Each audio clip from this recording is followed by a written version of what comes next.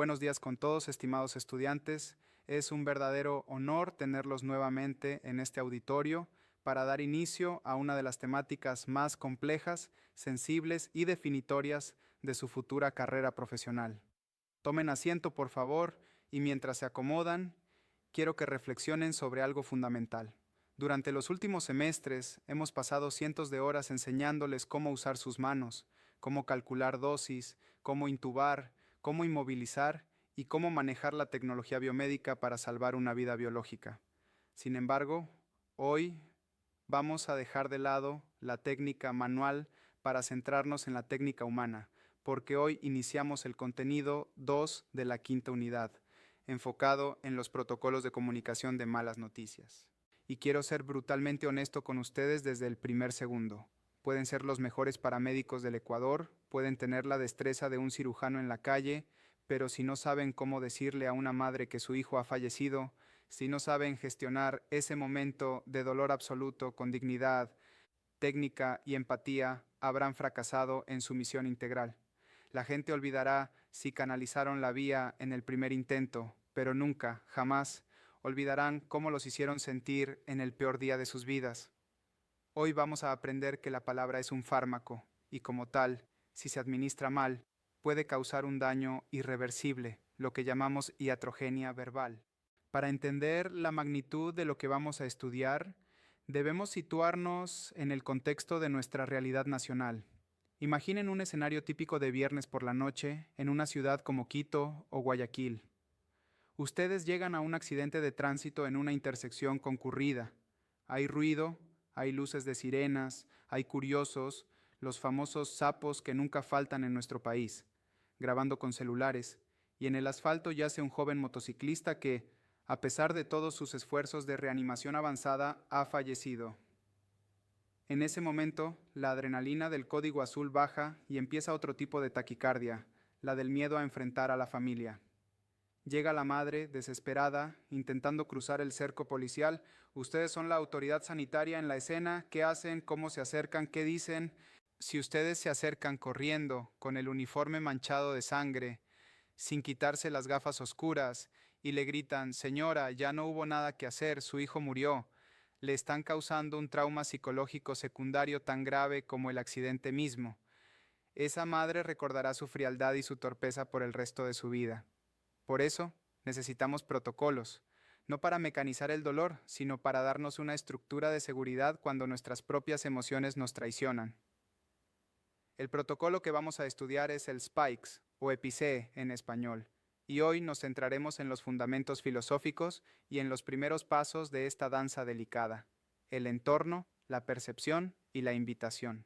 Empecemos hablando de la iatrogenia verbal. En medicina, la iatrogenia es el daño causado por el médico o el tratamiento. Usualmente pensamos en una infección o un error de medicación, pero la palabra puede ser iatrogénica. Cuando usamos términos técnicos fríos, cuando mostramos prisa, cuando miramos el reloj mientras una persona llora, estamos lastimando. En el Ecuador, nuestra cultura es profundamente emotiva y gregaria. La muerte no es un evento individual, es un evento comunitario. Cuando alguien muere, llega la familia extendida, llegan los vecinos. Ustedes deben entender que su comunicación no es solo con un individuo, sino con un sistema familiar en crisis. La falta de sensibilidad se interpreta como arrogancia o desinterés, y eso, en un entorno de violencia o dolor, puede detonar agresiones hacia el equipo de salud. ¿Cuántas veces hemos visto noticias de ambulancias apedreadas o médicos agredidos? Muchas veces el detonante no es la muerte del paciente, sino la percepción de que el equipo fue inhumano al comunicar la noticia. Por lo tanto, aprender a comunicar no es una habilidad blanda opcional, es una técnica de supervivencia y de excelencia clínica.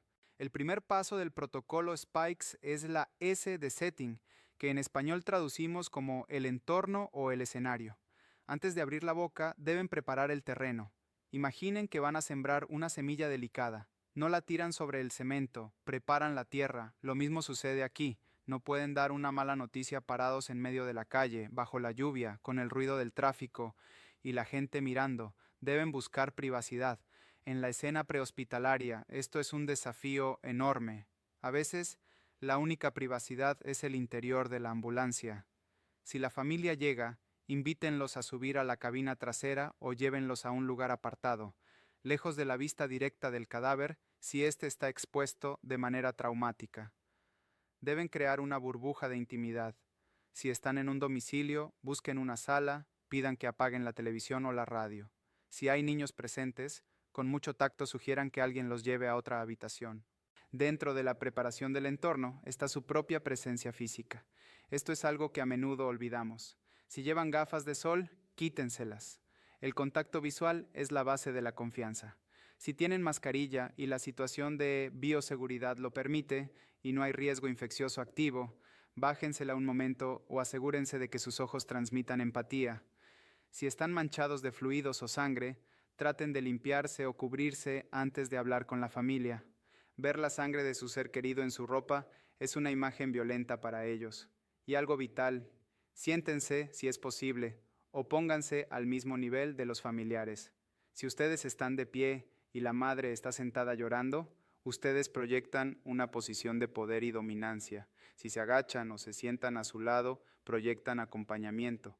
En nuestra cultura ecuatoriana, el contacto físico, como tocar suavemente el brazo o el hombro, suele ser bien recibido y transmite calidez, pero siempre deben calibrar la reacción de la otra persona. Hay gente que rechaza el contacto en el shock. Sean observadores. El segundo paso es la P de perception o percepción. Antes de decir lo que pasó, tienen que averiguar qué sabe la familia. Esto es crucial para no lanzar una bomba atómica sobre un edificio que ya está cayendo. La pregunta clave aquí es, ¿qué sabe usted de lo que ha pasado? ¿O qué le han dicho hasta ahora? En el Ecuador, a menudo nos encontramos con el fenómeno de la negación esperanzada. La familia vio el accidente, vio la gravedad, pero su mente se aferra a la idea de que solo está desmayado o el doctor lo va a salvar. Escuchar su percepción les permite a ustedes saber desde dónde empezar.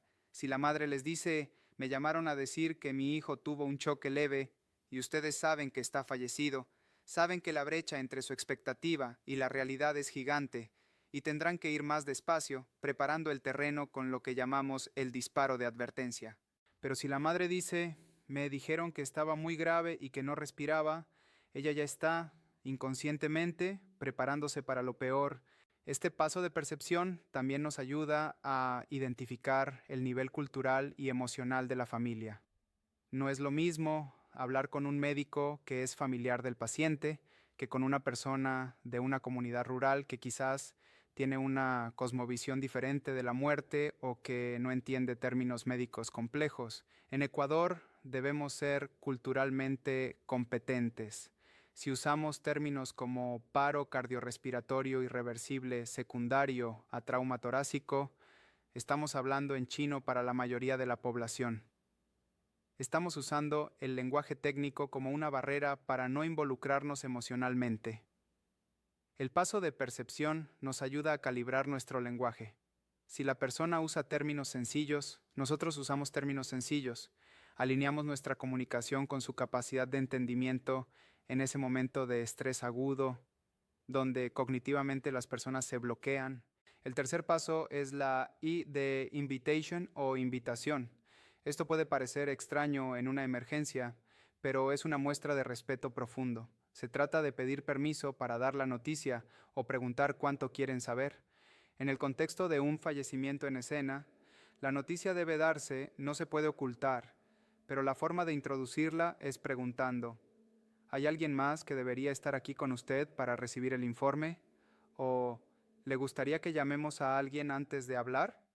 Esto es vital en nuestra sociedad. A veces, la persona que está ahí, una abuela, una hermana menor, no es la tomadora de decisiones o está demasiado frágil. Permitir que se rodeen de su red de apoyo antes de soltar la noticia es un acto de humanidad. Además, la invitación prepara psicológicamente al receptor. Cuando ustedes dicen, necesito hablar con usted sobre el estado de su esposo, ¿podemos sentarnos un momento? Esa frase ya es una señal de alarma. El cerebro de la persona empieza a blindarse, a prepararse para el golpe. Es mucho mejor que soltar la noticia de sopetón. Quiero compartirles una experiencia que me marcó cuando era un joven rural. Me tocó notificar la muerte de un niño ahogado en una comunidad. Yo estaba nervioso. Quería cumplir con el trámite. Llegué donde el padre y le dije directo: «Señor, su hijo falleció». El hombre reaccionó con una violencia inusitada, no contra mí físicamente, pero sí contra la situación, gritando, negando, golpeando la pared. Luego, un colega más viejo me explicó que no había preparado el terreno. No había verificado quién era el líder de la familia. No había buscado un lugar tranquilo. Había violado el espacio sagrado del dolor con mi prisa técnica. Aprendí que esos minutos previos, esos segundos de acomodar la silla, de mirar a los ojos, de preguntar: ¿está usted acompañado?, no son tiempo perdido. Son la anestesia necesaria para la cirugía dolorosa de la verdad que vamos a realizar. En el contexto prehospitalario de Ecuador, también nos enfrentamos a la presión del tiempo y del sistema. El EQ 911 nos pide estar disponibles rápido.